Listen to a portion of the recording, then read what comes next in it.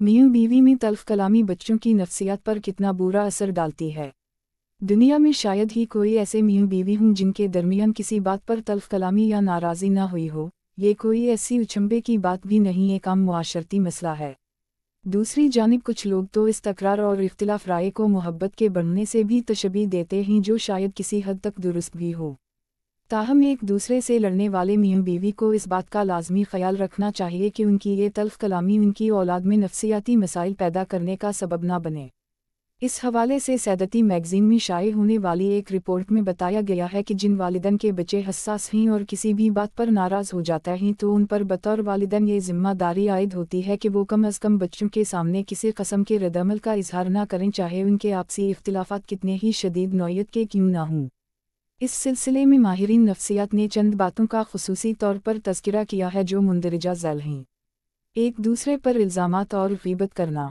मियां बीवी के ताल्लुकात ख्वाह तलाक़ की नहज तक पहुँच गए हों, फिर भी उनको बच्चों के सामने एक दूसरे पर इल्ज़ाम तराशे क़ता नहीं करनी चाहिए, जबकि बच्चों की मौजूदगी किसी से भी एक दूसरे की ग़ीबत तो इससे भी ज़्यादा ख़तरनाक है। इससे बच्चे ज़हनी तौर पर दबाव का शिकार होते हैं और वो गुस्से और बदतमीज़ी की तरफ जाते हैं। उसी तरह अक्सर मियां बीवी की नाराज़गी के दौरान ये भी देखा गया है कि वालिदैन बच्चों के साथ ही एक दूसरे के खिलाफ बातें करते हैं, जिससे बच्चों के जहन में उनके खिलाफ गुस्सा जन्म लेता है।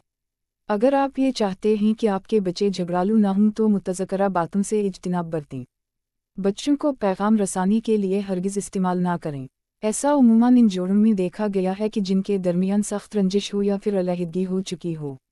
अगर आप अपने शौहर या बीवी से कुछ कहना चाहते हैं तो खुद कहें। ऐसा ना हो सके तो फ़ोन पर या तहरीरी पैगाम के ज़रिए आगाह करें।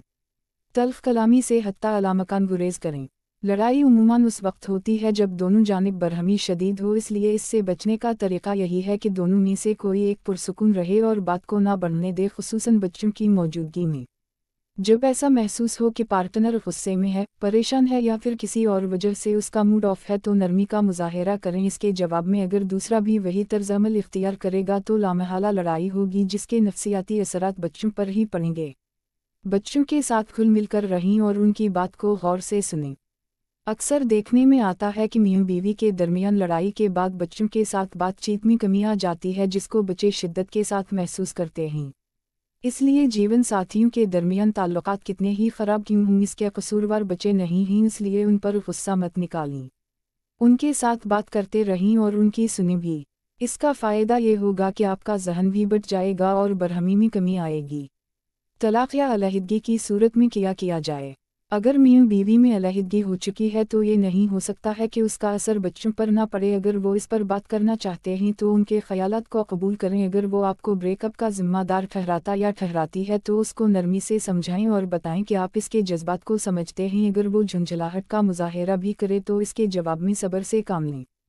ख़तरे की घंटी। अगर जोड़े में तलाक़ हो चुकी है या फिर वो इकट्ठा भी रह रहे हैं, ताहम दोनों के ताल्लुकात खुशगवार नहीं और बच्चे का रवैया शदीद ख़राब हो रहा है या फिर वो गुमसम रहने लगा है और दुरुस्त तौर पर खाना भी नहीं खा रहा, तो ये ख़तरे वाली बात है। यही वो वक्त है कि जब इसको मुआलिज के पास ले जाना चाहिए।